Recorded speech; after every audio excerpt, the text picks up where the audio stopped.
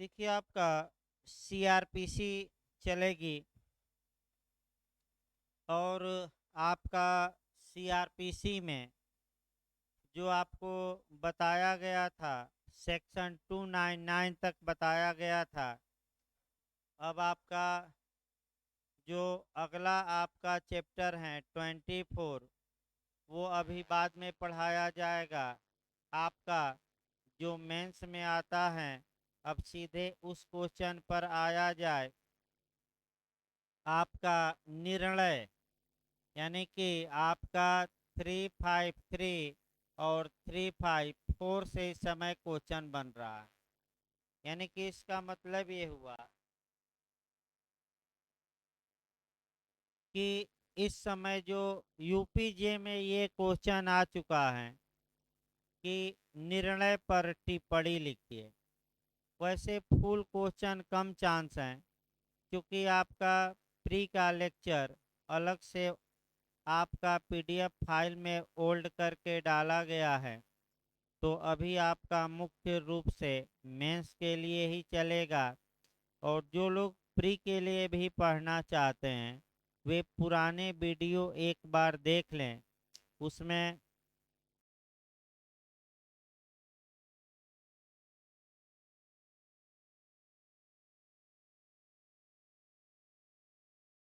APO mains का syllabus आपका जुलाई last तक समाप्त कर दिया जाए।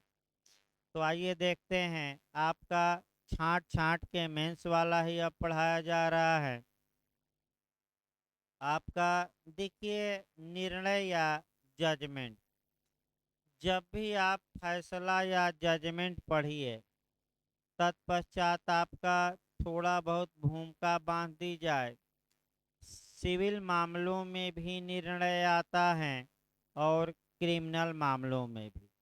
सिविल मामलों में निर्णय की जो डिफिनीशन है वह सीपीसी में दी गई है सेक्शन 29 में। यानी कि सीपीसी की धारा 2 की उपधारा 9 में निर्णय को परिभाषित किया गया है। और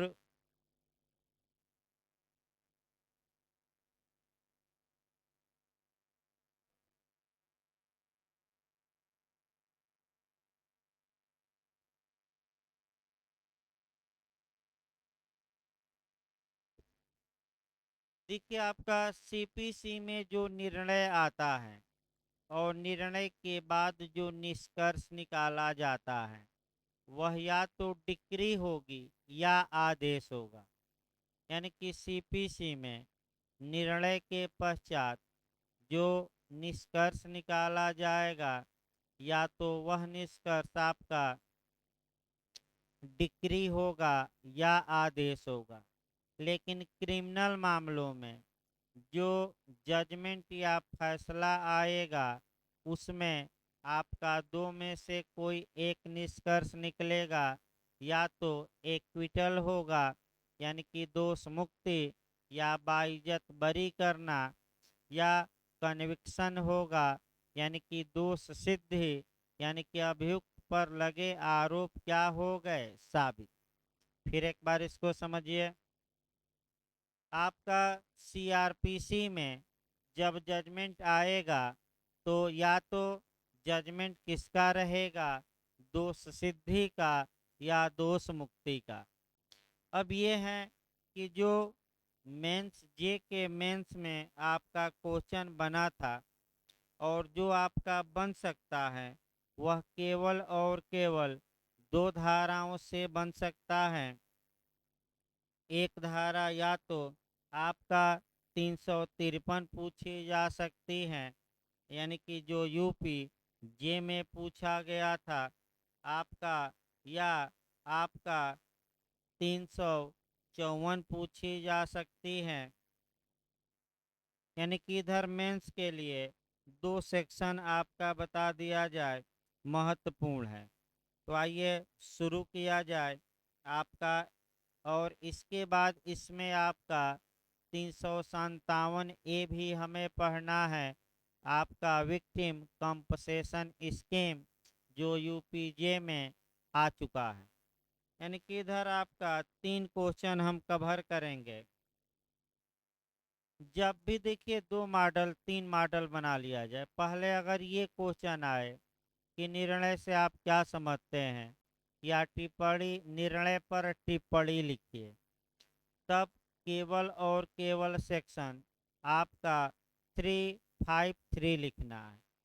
अगर यहीं आपका मॉडल चेंज कर दे और ये पूछ ले कि निर्णय की भाषा और अंतर्वस्तु का उल्लेख करिए, तो आपको सेक्शन चेंज करना है। अब 354 लिखना है। निर्णय केवल आए तो सतर्क रहिए, या चुका है मेंस में। तब आपका 353 निर्णय की भाषा और अंतर्वस्तु या कॉन्टेक्स्ट आए तो कौन सा सेक्शन देंगे। 354 प्री में भी ये क्वेश्चन आ चुका है आपका कि निर्णय के अंतर्वस्तु की धारा में या निर्णय की धारा में। तो आइए एक एक शुरुआत किया जाए, निर्णय या जजमेंट। देखिए आपका कैसे लिखेंगे। दंड प्रक्रिया संहिता के अध्याय 27 में धारा 353 से लेकर 365 तक में निर्णय के बारे में प्रावधान किया गया। ये जरूर भूमिका बांध दीजिएगा। निर्णय निर्णय के बारे में आपका प्रावधान 353 में किया गया है, 353 में। और आप इसके बाद 353 लिखेंगे, लेकिन समझना भी है। एक एक शब्दों पर ध्यान दीजिए। देखिए पहला क्लास, आरंभिक अधिकारिता के दंड न्यायालय में। तो सबसे पहले आरंभिक अधिकारिता देखनी है, अर्थात आपका कह सकते हैं कि ओरिजिनल जुरिडिक्शन। ओरिजिनल जुरिडिक्शन का मतलब ये हुआ कि न्यायालय किसी मामले में सर्वप्रथम निर्णय देता है, तो हम कहते हैं कि वह आरंभिक अधिकारिता के न्यायालय द्वारा दिया गया निर्णय है। जैसे कोर्ट ऑफ सेशन में विचारण चला, कोर्ट ऑफ सेशन ने निर्णय दिया, तो कोर्ट ऑफ सेशन को हम अब क्या कहेंगे कि ये आरंभिक अधिकारिता वाला या ओरिजिनल जुरिडिक्शन वाला न्यायालय है जो निर्णय दिया है। तो पहले समझना ओरिजिनल जुरिडिक्शन। फिर एक बार देखिए, आरंभिक अधिकारिता के दंड न्यायालय में, यानी कि ये सिविल न्यायालय के लिए लागू नहीं होगा। किसके लिए लागू होगा? दंड न्यायालय में होने वाले प्रत्येक विचारण में, यानी कि होने वाले प्रत्येक ट्रायल में निर्णय यानी कि जजमेंट पीठासीन अधिकारी द्वारा। अब पीठासीन अधिकारी किसे कहा जाएगा? तो पीठासीन अधिकारी आपका वह व्यक्ति होता है जो कह सकते हैं उस समय निर्णय सुनाने के लिए सक्षम भी है और मजिस्ट्रेट या जज की कुर्सी पर क्या है? आसीन। पीठासीन अधिकारी द्वारा खुले न्यायालय में, यानी कि ओपन कोर्ट में तुरंत आपका कवर करना है कि आखिर ये खुला न्यायालय या ओपन कोर्ट होता क्या है। ओपन कोर्ट का मतलब ये हुआ कि जो भी न्यायालय में विचारण के समय कार्यवाही होगी सभी व्यक्तियों के समक्ष होगी, किसी के पीठ पीछे नहीं होगी। और जितने लोग कार्यवाही में भाग ले सकते हैं, जितने लोग चाहें कार्यवाही को देख सकते हैं। अगर ऐसा है तो उसी को हम क्या कहते हैं? Open court. इस पर भी क्वेश्चन इस समय बन रहा है। ओपन कोर्ट का प्रावधान क्रिमिनल मामलों में सीआरपीसी की धारा 327 में है। सिविल मामलों में 153 बी में, यानी कि 153 बी में है, और जबकि उच्चतम न्यायालय खुला होगा, इसका प्रावधान आर्टिकल 145 के क्लाज 4 में दिया गया है। ओपन कोर्ट बताया गया। देखिए, खुले न्यायालय में या तो विचारण खत्म होने के पश्चात तुरंत या बाद में किसी समय जिसकी सूचना पक्षकारों या उनको उनके प्लीडरों को दी जाएगी। यानी कि निर्णय कब सुनाया जाता है? विचारण समाप्त होने के पूर्व कि ट्रायल पूरा होने के पश्चात। तो आपका जवाब रहेगा निर्णय सदैव विचारण समाप्त होने के बाद सुनाया जाता है। और आपका माने बाद सुनाया जाता है तो किस समय? तो जैसे ही विचारण समाप्त हुआ आप तुरंत सुना दीजिए। अगर तुरंत नहीं सुनाते तो आप जजमेंट बाद में सुना सकते हैं, लेकिन बाद में अगर सुनाना है तो कब सुनाना है, इसकी सूचना या तो पक्षकारों या उनके प्लीडरों यानी कि अधिवक्ताओं को क्या की जाएगी? दी जाएगी। यहाँ एक क्वेश्चन ये बना था कि अगर निर्णय सुनाते समय पक्षकार हाजिर नहीं है, पक्षकार का अधिवक्ता भी हाजिर नहीं है, तो इसका निर्णय पर क्या प्रभाव पड़ेगा? तो इसका निर्णय पर कोई बुरा प्रभाव नहीं पड़ेगा और निर्णय क्या होगा? वैध होगा। याद रखिएगा, ये पूछा जा चुका है। यानी कि कुल मिलाकर क्लाज 1 में अब तक इतना बताया गया कि प्रारंभिक अधिकारिता वाले दंड न्यायालय में होने वाले प्रत्येक विचारण में निर्णय पीठासीन अधिकारी द्वारा खुले न्यायालय में या तो विचारण के समाप्त होने के तुरंत पश्चात या बाद में सुनाया जा सकता है। लेकिन बाद में सुनाया जाता है तो इसकी सूचना पक्षकारों या उनके प्लीडरों को दी जाएगी। अब बाद में कितने दिन के बाद? सीआरपीसी में एक कमी है कि सीआरपीसी वह समय नहीं बताती कि बाद में कितने दिन बाद, 2 दिन बाद कि 4 दिन बाद, ये कहीं समय नहीं है। अगला देखिए आपका, अब निर्णय कैसे सुनाया जाएगा ये भी काफी महत्वपूर्ण है। 3 पॉइंट दिए गए हैं।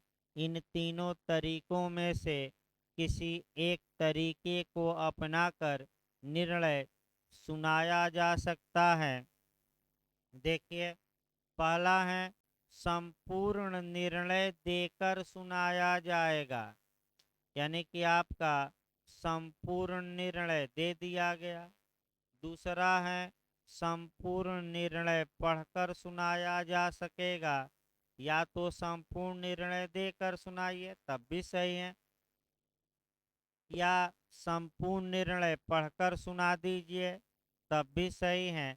या एक और पॉइंट है, अभियुक्त या उसके प्लीडर द्वारा समझी जाने वाली भाषा में निर्णय का प्रवर्तनशील भाग पढ़कर और निर्णय का सार समझाकर सुनाया जाएगा। तो जो ये तीसरा पॉइंट है कि निर्णय का सार, निर्णय का प्रवर्तनीय भाग पढ़कर सुना दिया जाए और निर्णय का सार समझा दिया जाए, इसी नियम का प्रयोग ज़्यादातर क्रिमिनल न्यायालय करते हैं, क्योंकि निर्णय बहुत लंबा होता है। अगर पूरे निर्णय को लोग पढ़ने लगें तो लंबा समय लगता है। अतः शॉर्टकट में प्रवर्तनशील भाग, एक उदाहरण देखिए कैसे सुनाया जाता है कि आप पर ये आरोप लगा था और अभियोजन के साक्ष्य द्वारा ये आरोप साबित हो गया है इन इन धाराओं के तहत। अतः इन इन धाराओं के तहत आपको दोष सिद्ध किया जाता है और ये निर्णय हो गया। यानी कि 5 लाइन में क्या हुआ? जजमेंट सुना दिया गया प्रवर्तनशील भाग हो गया और निर्णय का सार भी हो गया इसी में कि आप दोषी हैं और आपके विरुद्ध लगे आरोप क्या हो गए हैं, कोर्ट में साबित। यानी कि तीन तरीके हैं, तीन में से कोई एक हो सकता है, कोई दिक्कत नहीं है। आइए खंड 2 देखा जाए।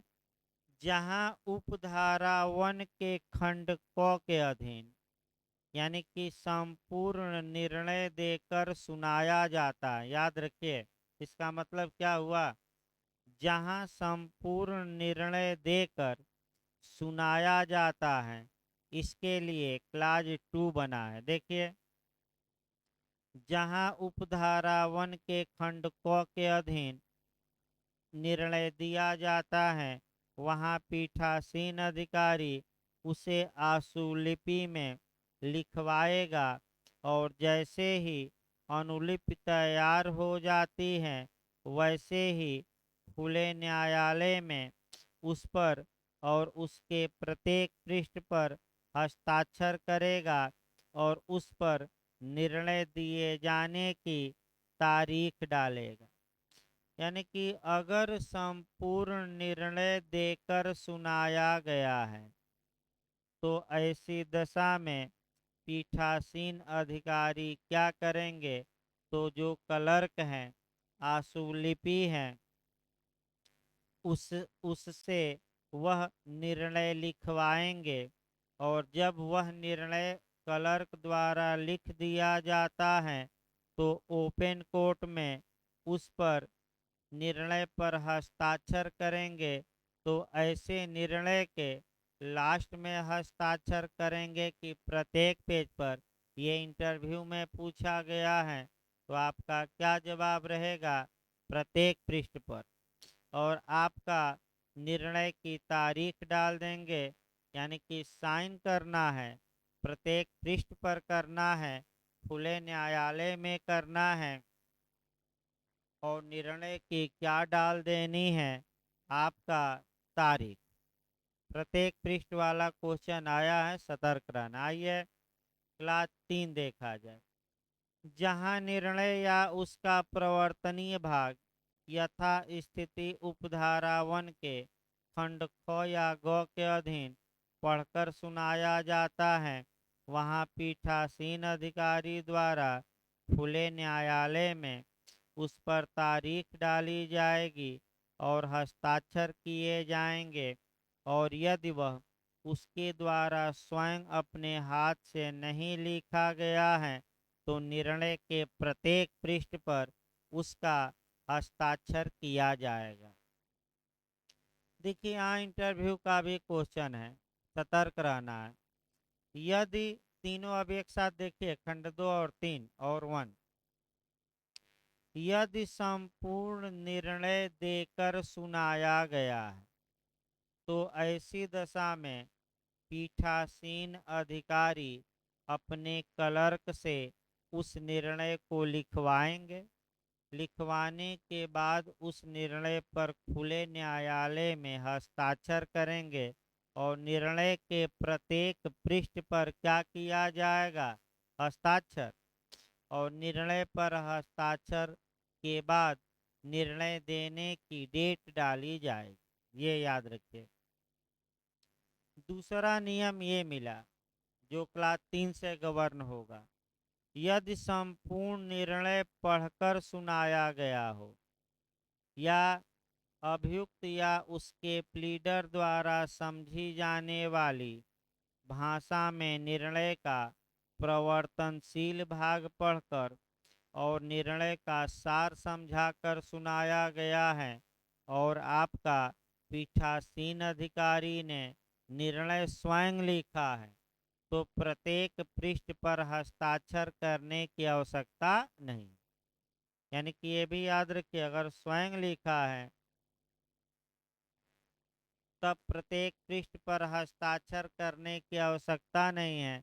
लेकिन अगर आशुलिपि ने लिखा है तो प्रत्येक पृष्ठ पर क्या उसे करना पड़ेगा, हस्ताक्षर। ये अच्छे से थोड़ा तैयार रखना है। देखिए क्लास 4।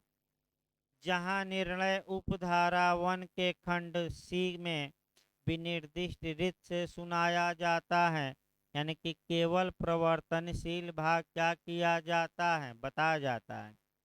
वहाँ संपूर्ण निर्णय या उसकी एक प्रति पक्षकारों या उनके प्लीडरों के परिशीलन के लिए तुरंत निःशुल्क उपलब्ध कराई जाएगी, यानी कि तुरंत निर्णय दिया जाएगा। एक कापी निःशुल्क कि आप ये है निर्णय देख लीजिए पूरा, हमने क्या किया है, केवल शॉर्टकट में क्या किया है 4-5 लाइन में सुना दिया है। पूरा पढ़ना हो तो ये पोथी पत्रा लीजिए।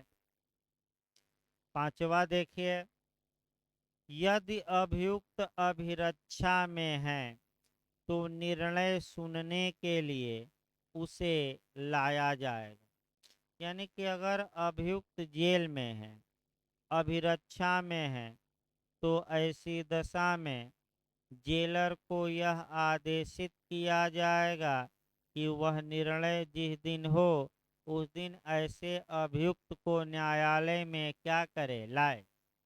ये काफी महत्वपूर्ण है।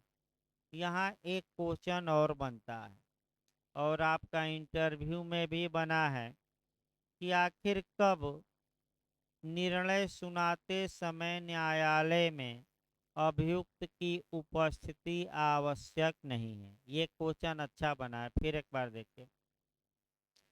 कब निर्णय सुनाते समय अभियुक्त की न्यायालय में उपस्थिति आवश्यक नहीं है, ये क्वेश्चन प्री में इंटरव्यू में भी अभी बना है और इसके लिए क्लास 6 आपको देखना पड़ेगा, अच्छे से तैयार रखिएगा।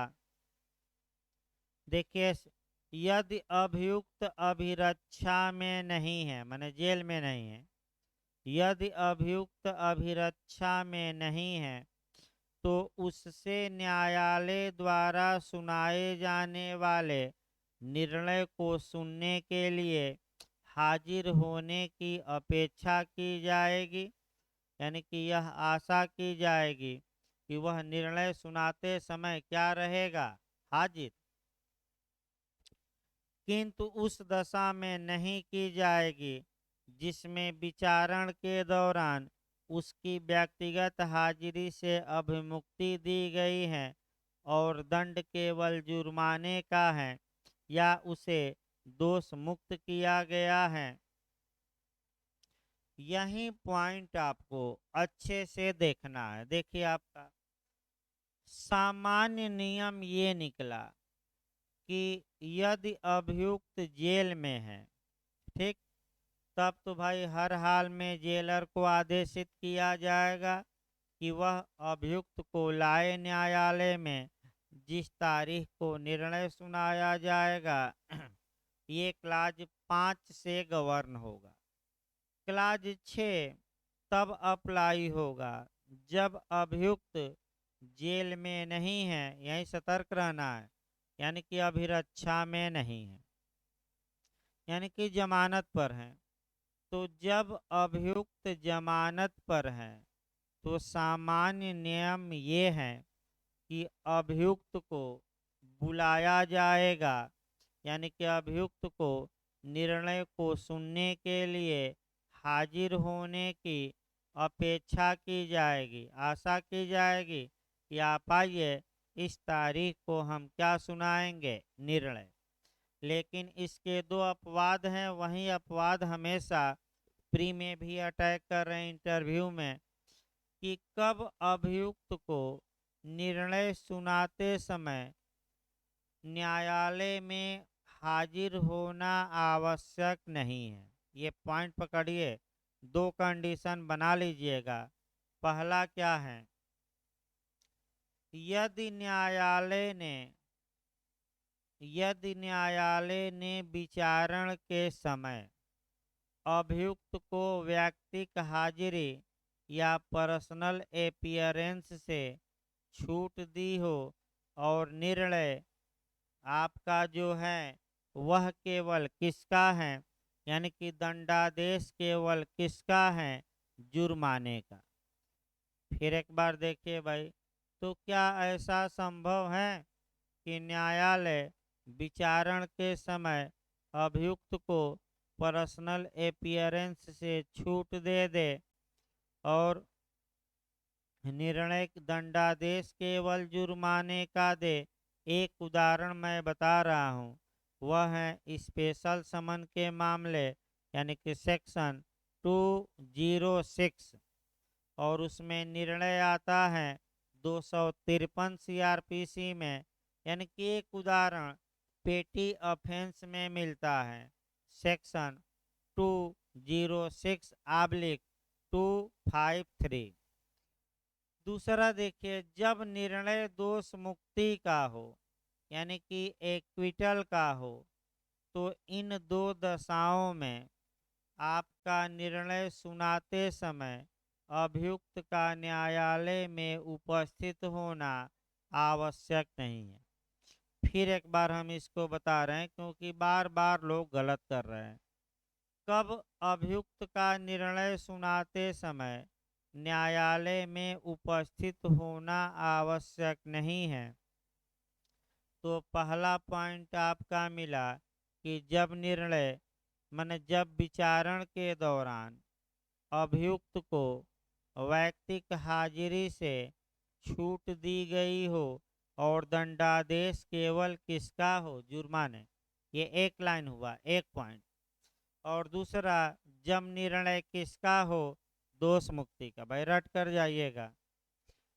इसके बाद परंतु का आपका बताता है एक से अधिक अभियुक्त हैं, तब क्या होगा? तो कुछ हाजिर नहीं है, कुछ हाजिर है तब भी निर्णय क्या किया जाएगा? सुना दिया जाएगा। 7वां खंड देखिए, किसी भी दंड न्यायालय द्वारा सुनाया गया कोई निर्णय केवल इस कारण विधितः अमान्य न समझा जाएगा कि उसके सुनाए जाने के लिए सूचित दिन को या स्थान में कोई पक्षकार या उसका प्लीडर अनुपस्थित था, या पक्षकारों को या उनके प्लीडरों पर या उनमें से किसी पर ऐसे दिन या स्थान की सूचना की तामील करने में कोई लोप हो गया या त्रुटि हो गई। इसका मतलब ये भी क्वेश्चन अच्छा है, इसको अपनी भाषा में लिखिएगा। देखिए, आपका सामान्य नियम ये है कि आपका यदि तुरंत विचारण के तुरंत पश्चात निर्णय नहीं सुनाया जाता तो बाद में कभी भी सुनाया जा सकता है, लेकिन किस तारीख को बाद में सुनाया जाएगा, इसकी सूचना पक्षकार या उनके किसको देनी है? प्लीडर को। अगर सूचना नहीं दी गई या सूचना में कोई गलती हो गई या सूचना देने के बावजूद ये उस तारीख को या उस स्थान पर न्यायालय में नहीं हाजिर हुए और न्यायालय ने इनकी अनुपस्थिति में ही क्या सुना दिया है? निर्णय। तो ये निर्णय क्या इस कारण से केवल अमान्य होगा कि मान्य होगा, यानी कि वैध होगा कि अवैध होगा? तो अमान्य नहीं होगा, यानी कि अवैध नहीं होगा। इसका मतलब एक लाइन निकला, क्या होगा? वैध। भाई इसका अर्थ क्या निकला कि अवैध होगा कि वैध? वैध। ये यहाँ से मेंस में भी आपको यही लिखना है, प्री में भी पूछा जाता है, इंटरव्यू में भी इसको अच्छे से तैयार रखना है। मैंने आपका